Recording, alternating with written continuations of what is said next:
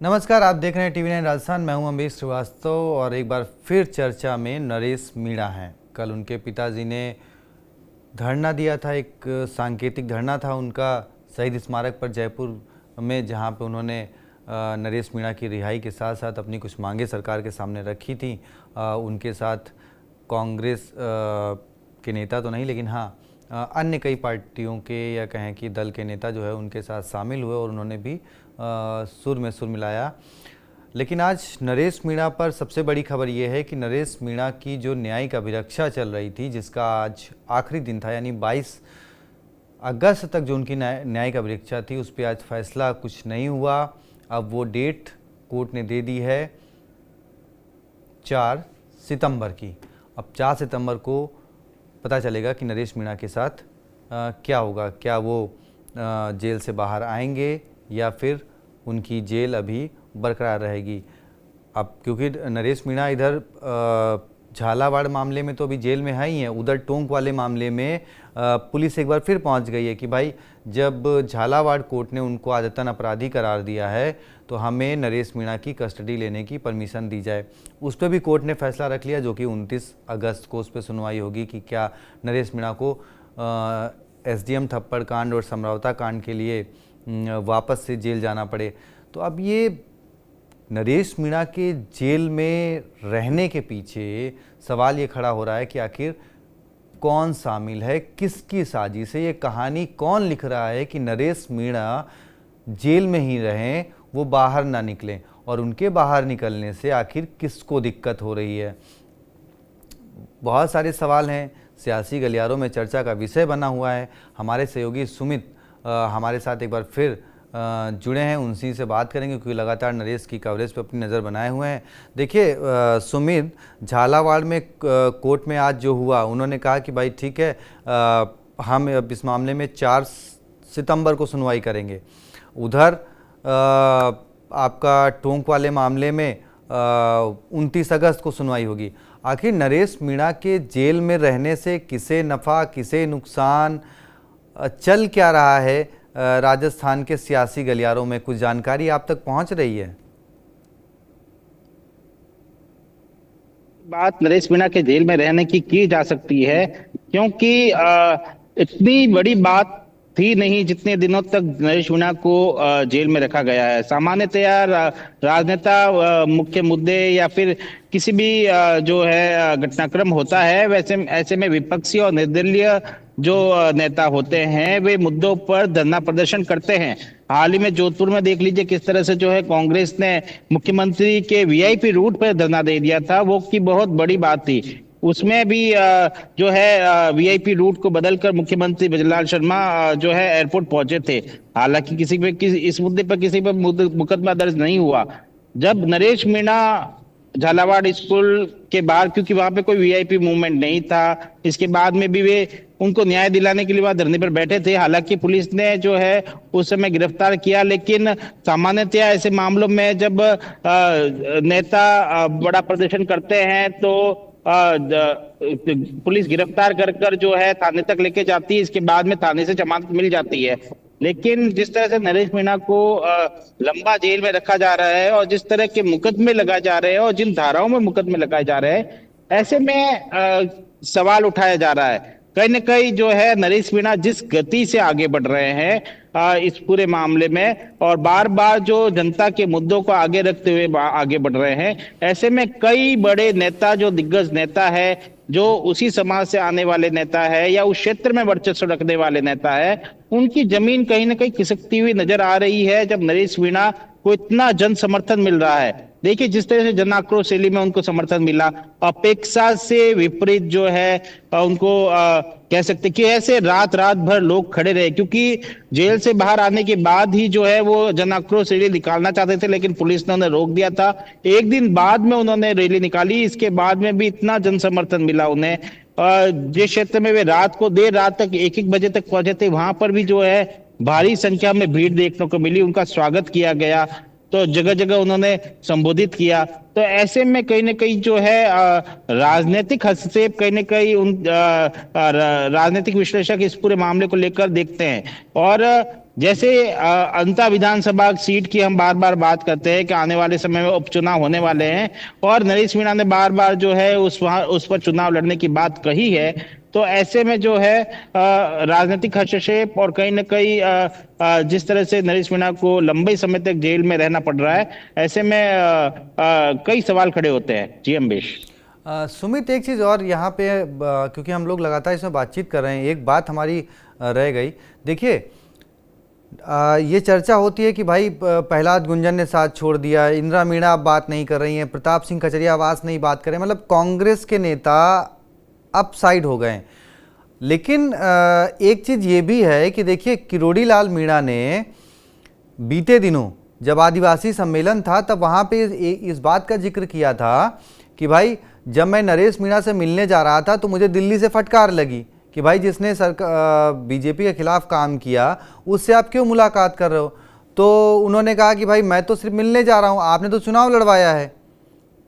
ठीक है, तो अब ये बात कांग्रेस तो आरोप लगा रही थी, अशोक गहलोत जी ने जो कि पूर्व मुख्यमंत्री हैं उन्होंने ये खुल के तो नहीं कहा, लेकिन हाँ उन्होंने कहा कि भाई हमारी पार्टी का बच्चा था, कैसे वो चुनाव मैदान में उतरा इसको हम पता करेंगे। डोडासरा जी बोले कि भाई हर कोई कहीं ना कहीं ये कह रहा था कि भाई किसकी सह पर वो चुनाव लड़े।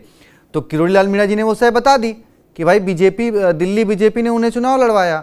तो अब सवाल ये है कि भाई कांग्रेस क्यों खड़ी होगी।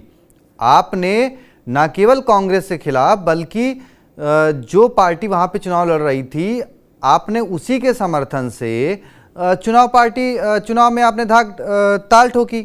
और ये बात कांग्रेस के आरोप नहीं है बल्कि ये बात खुद जीती हुई पार्टी के जीती हुई पार्टी के एक मंत्री कह रहे हैं कि भाई दिल्ली वालों को मैंने कहा कि भाई तुमने नरेश मीणा का चुनाव लड़वाया तो मुझे मिलने से कैसे रोक सकते हो। ठीक है, तो अपने तो ऐसे में सवाल ये खड़ा हो रहा कि भाई जब बीजेपी के सपोर्ट से ही चुनाव लड़े नरेश मीणा, अब क्या बीजेपी उनको अंदर रख रही है, और रख रही है तो क्यों रख रही है भाई, और कांग्रेस अब क्यों सपोर्ट में आएगी नरेश मीणा के। देखिए, उपचुनाव में जो है राजनीति में सब कुछ संभव है, और राजनीति में जो है स्वहित सबसे पहले देखा जाता है। कुछ ऐसा ही मामला नरेश मीणा के साथ में देखा जा रहा है। देखिए, जिस तरह से नरेश मीणा को निर्दलीय मैदान में उतारा, क्योंकि जब वे कांग्रेस से टिकट मांग रहे थे और सचिन पायलट से बात कर रहे थे, यहाँ तक कि उन्होंने यह भी कहा था कि सचिन पायलट ने उनको आश्वासन दिया है कि वे उनकी बात आगे जरूर रखेंगे, लेकिन आला कमान अगर टिकट नहीं देती है तो वो जिस प्रत्याशी को वो टिकट देंगे उनको सपोर्ट करेंगे। इसके बाद में नरेश मीणा ने चुनाव लड़ने से मना कर दिया था, लेकिन अचानक जो है उन्होंने निर्दलीय फॉर्म जो है पर्चा भर दिया और उन्होंने चुनाव लड़ा। जब पूरे चुनाव में वे ये कहते हुए नजर आए कि मैं पायलट का सेनानी हूं, पायलट के नक्शे कदम पर चलकर जो है मुझे चुनाव जीतना है। हालांकि लोग जो है सचिन पायलट के समर्थक के रूप में उन्हें देख रहे थे, लेकिन एक पहलू यह भी है कि यह कहकर उन्होंने कहीं ना कहीं कांग्रेस के वोट ही काटे हैं। ऐसे में बीजेपी को सीधा सीधा फायदा जो है इस चुनाव में मिला, और यह देखने को मिला है। यही कारण था कि नरेश मीणा दूसरे नंबर पर रहे और जो भाजपा है वह पहले नंबर पर जीत हासिल की। अब जब उपचुनाव में जीत हासिल हो चुकी है तो एक बार जब नरेश मीणा बाहर आ चुके हैं और दूसरे मामले में फिर से उन्हें जेल में रखा गया है, तो अब कहीं ना कहीं जो है ना तो कांग्रेस ना ही भाजपा के लोग जो है खुलकर सामने आ रहे हैं। देखिए, पहली बार जब नरेश मीणा के परिवार ने विधानसभा घेराव की बात की थी फरवरी में, जब विधानसभा सत्र शुरू होने वाला था, तब मुख्यमंत्री ने बुलाकर उनसे वार्ता की थी। कहीं ना कहीं जो है इस बात का संकेत देते हैं कि जिस तरह से उनकी बीजेपी, जिस तरह से आप कह रहे हैं कि बीजेपी ने ही जो है चुनाव लड़ाया था, तो उन्होंने वार्ता की और 1 महीने के अंदर निस्तारण करने की बात कही थी। हालांकि 1 महीने के अंदर निस्तारण नहीं हुआ, लेकिन 11 जुलाई को जो जमानत मिली उसमें सरकार के वकील द्वारा विरोध नहीं किया गया। ऐसे में सरकार की तरफ से जो सपोर्ट की तरह इसे देखा गया है। ऐसे में एक बार सरकार ने, राजनीतिक जानकार यह भी मानते हैं कि सरकार ने एक बार उन्हें सपोर्ट किया है। इसके बाद में जब झालावाड़ स्कूल मामले में पहले से ही सरकार इतनी मुश्किलों में थी और चौतरफा घिरी हुई थी, इसके बीच ही अगर नरेश मीणा अपनी जन आक्रोश रैली छोड़कर वहां पहुंचे तो मुद्दा गर्मा गया था। और कहीं ना कहीं जो है इसी मुद्दे को लेकर जो है अब सरकार भी उनके पक्ष में नहीं है, और कहीं ना कहीं इसके लिए नरेश मीणा को ज्यादा मुश्किलों का सामना करना पड़ रहा है, और कांग्रेस इस पूरे मुद्दे को नहीं उठा रही है। जी, लेकिन एक सवाल सुमित ये भी है ना कि भाई ठीक है, झालावाड़ का मैटर हुआ, उन्होंने वसुंधरा जी और दुष्यंत जी पे सवाल खड़े किए। एक कारण ये बनता है कि भाई चलो राजकीय कार्य में बाधा का उन पे बना कि भाई चलिए हम भी मानते हैं कि भाई इतनी बड़ी घटना हुई थी, मरीजों का अस्पताल में आना जाना लगा हुआ था, है ना, डॉक्टर्स अपने काम करते वो सब कर रहे थे, चलिए उस बीच में आपने राजकीय बाधा किया तो आपको पुलिस ने गिरफ्तार किया। लेकिन सवाल यहाँ पे ये भी है ना कि चलिए वो कार्रवाई तो झालावाड़ मैटर पे चली रही है, अब टोंक पुलिस को ये कह के क्या जरूरत पड़ी कि हाँ भाई क्योंकि कोर्ट ने ये कहा कि वो आदित्य अपराधी हैं, लिहाजा हमें जो है इनकी कस्टडी वापस दे दी जाए। समरावता और एसडीएम थप्पड़ कांड मामले में तो अब पुलिस, राजस्थान की पुलिस का मुखिया कौन है बताने की ज़रूरत नहीं है, गृह मंत्रालय किसके पास है, तो आखिर हो सब कुछ तो सरकार संरक्षण में ही रहा है। तो अब इसमें सीएम भजनलाल जी को अपने लिए चुनौती लगता है कि भाई नरेश अगर बाहर रहेंगे तो वो चुनौती बन सकते हैं, या फिर किरोड़ी लाल मीणा जी को लगता है कि वो चुनौती हैं तो अंदर रहें तो ज़्यादा बेहतर है, या फिर वसुंधरा जी जिस तरीके से उन पे सवाल खड़े हो रहे थे तो क्या उनका भी कोई रोल है। अब अशोक गहलोत जी को तो इसलिए नहीं कह सकते क्योंकि वो पहले ही कह चुके हैं कि भाई हम तो जांच करवाएंगे कि आखिर ये हुआ कैसे, वो वहाँ जाके चुनाव लड़ा कैसे, तो उसकी पोल पट्टी तो खुद किरोड़ी लाल मीणा ने खोल दी कि हाँ बीजेपी ने चुनाव लड़वाया है।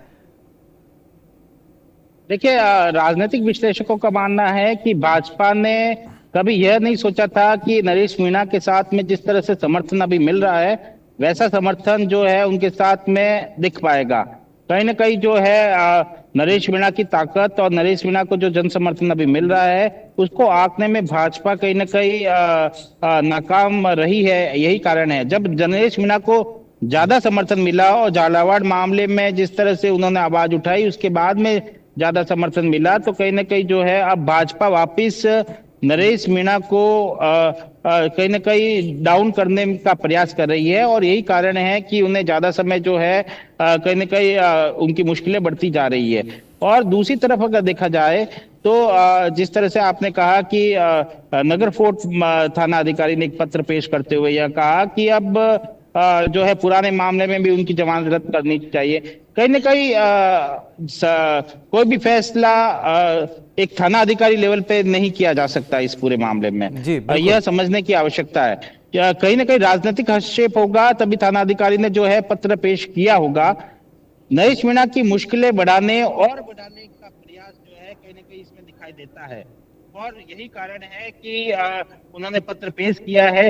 हालांकि आज उम्मीद थी कि सुनवाई हो और नरेश मीणा को राहत मिले, उनके समर्थक चाहते थे।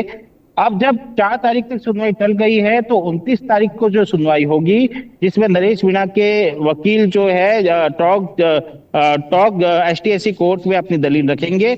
ऐसे में उस सुनवाई में नरेश मीणा की मुश्किलें बढ़ती हुई लग रही है, उसके आसार ज्यादा लग रहे हैं। अगर ऐसा होता है तो नरेश मीणा को 2 लड़ाइयां लड़नी पड़ेगी और आने वाले समय में और मुश्किलें बढ़ जाएगी, क्योंकि पहले ही वे राजस्थान उच्च न्यायालय तक पहुंचने में उन्हें बहुत ज्यादा मुश्किलों का सामना पहले से करना पड़ा है। अब देखना होगा इस पूरे मामले में क्या कुछ होता है। बिल्कुल सुमित, बहुत बहुत शुक्रिया जानकारी देने के लिए और हमारे दर्शकों के बीच ये सब कुछ अपडेट रखने के लिए। और देखिए, नरेश मीणा सियासत कर रहे हैं या सियासत के शिकार हो गए हैं। कांग्रेस, वो पहले कांग्रेस के नेता थे, 12 में चुनाव लड़ते हैं, बागी हो जाते हैं चुनाव लड़ने के लिए, वहाँ पे वो दूसरे नंबर पर आते हैं, फिर वो वापस लोकसभा चुनाव से पहले कांग्रेस ज्वाइन करते हैं, लेकिन फिर वो बागी हो जाते हैं उपचुनाव में।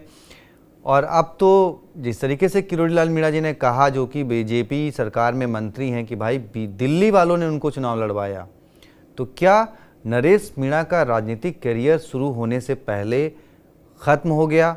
क्या वो जेल से बाहर नहीं आने देना चाहता? कौन है वो नेता बीजेपी में जो उनको जेल से बाहर नहीं आने देता? आपकी क्या राय है? कमेंट बॉक्स में ज़रूर बताएं और TV9 राजस्थान को सब्सक्राइब करें। बहुत बहुत शुक्रिया, धन्यवाद।